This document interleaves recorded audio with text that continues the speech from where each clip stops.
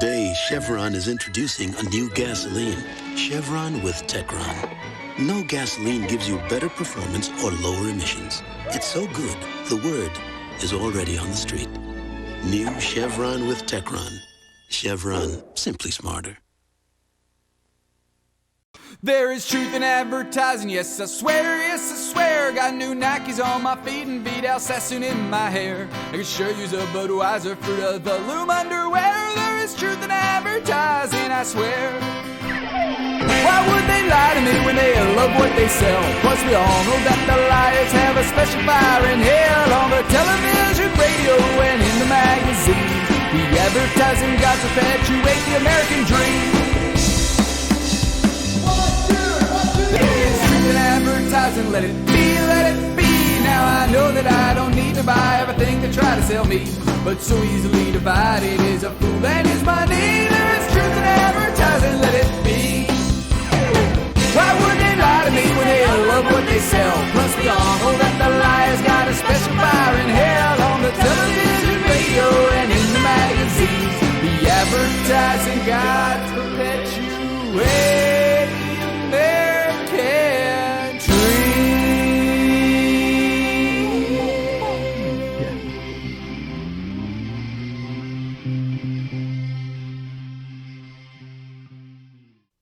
Long before Pixar came up with the idea of talking cars, Chevron did it first, and frankly, better, despite it being advertising.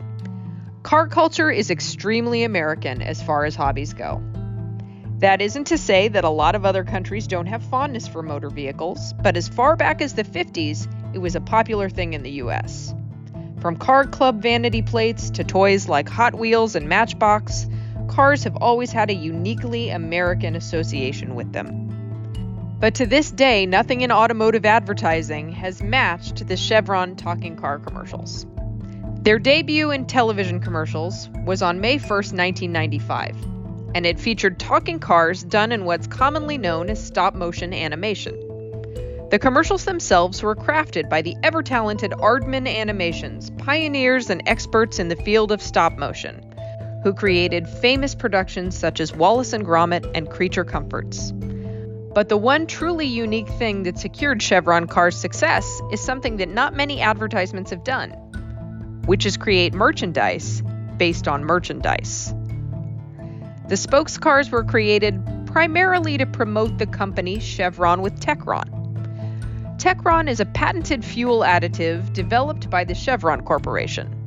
The campaign was so widely and instantly successful that a mere 12 months later, Chevron gas stations began selling toys of the cars featured in the commercials.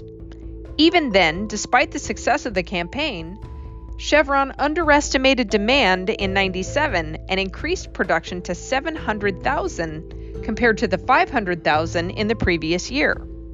Needless to say, it was evident that they had something of value on their hands, and it wasn't just their gasoline. Their cars each have their own name, personality, and are each modeled after a different type of car. The names are pretty much what you'd expect from something this goofy. They're basically puns on the car type. Some of these names include Sam Sedan, Tyler Taxi, and Wendy Wagon. You may notice that not only are these names jokes, but they're also alliterative. Alliteration is the conspicuous repetition of identical initial consonant sounds in successive or closely associated syllables within a group of words, often used as a literary device. I don't have any proof, of course, but I'm willing to bet that this was done primarily because it makes the names memorable. The ads were designed by the agency Young and Rubicam, now known primarily as VMLY&R, which I think we can all agree is so much catchier and not at all difficult to say. Young and Rubicam sounded like a poor man's Simon and Garfunkel, whereas the follow-up sounds like a spell that a wizard casts on you. Before we return to the story of the cars, though, I'd actually like to run through a bit of the history regarding this company. Originally founded in 1923 by John Orr Young and Raymond Rubicam, who, despite his alliterative name, is not a Chevron car, when they established a small advertising agency in Philadelphia. During the 60s, they produced the first color television commercials, and some of their major advertising work is the McWhopper campaign for Burger King and the 1975 Band-Aid campaign to help sell the Johnson & Johnson product, which was frequently cited on the AMC TV series Mad Men, which, hey, is focused primarily on advertising. Then, in May 2012, they created an ad for the Argentine government, in which an Argentine Olympic athlete is shown training in the Falkland Islands, where he runs up the steps of a British war memorial. This ad immediately went viral and caused offense in Britain, and the tagline, which read, "To compete on British soil, we train on Argentinian soil," probably didn't help. T&R quickly condemned the ad and released an apologetic statement to the public.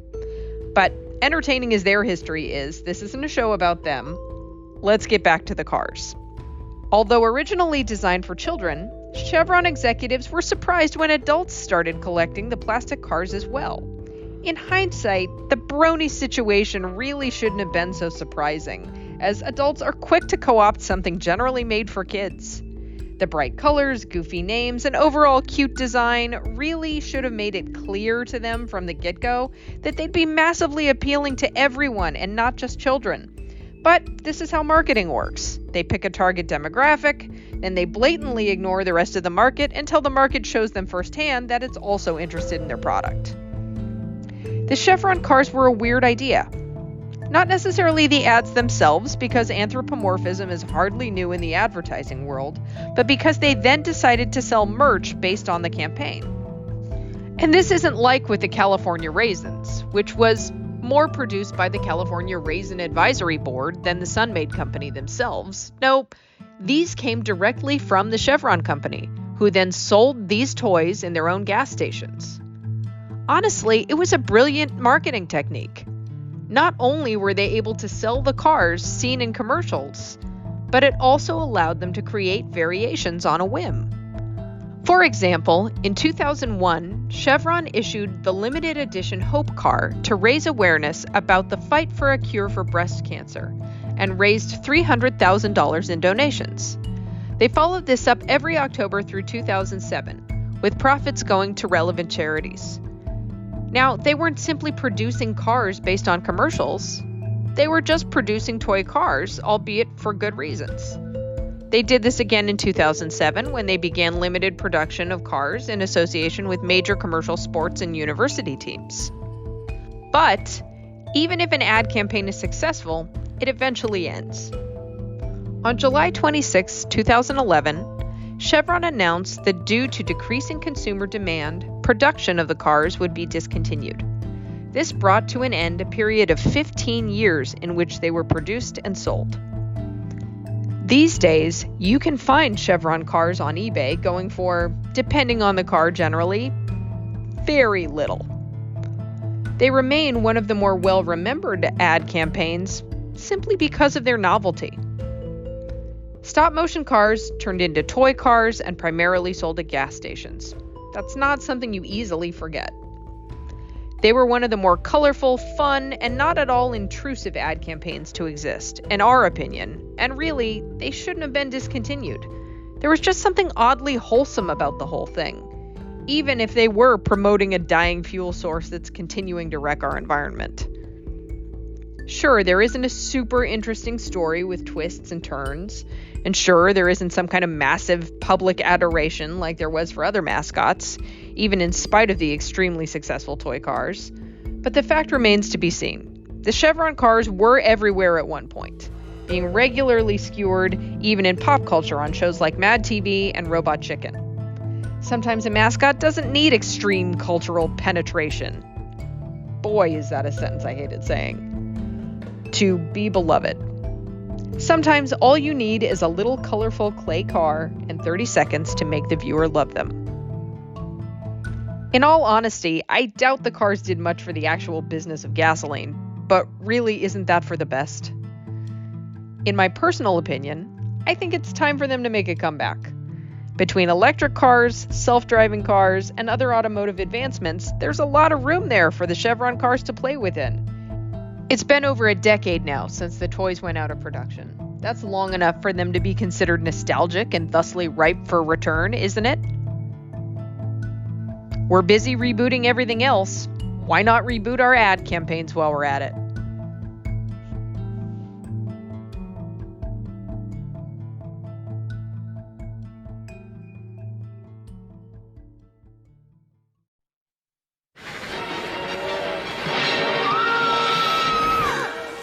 Let's all go to the lobby. Let's all go to the lobby. Let's all go to the lobby to get ourselves a treat.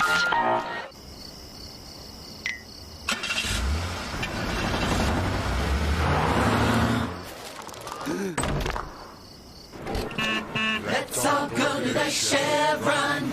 Let's all go to the Chevron.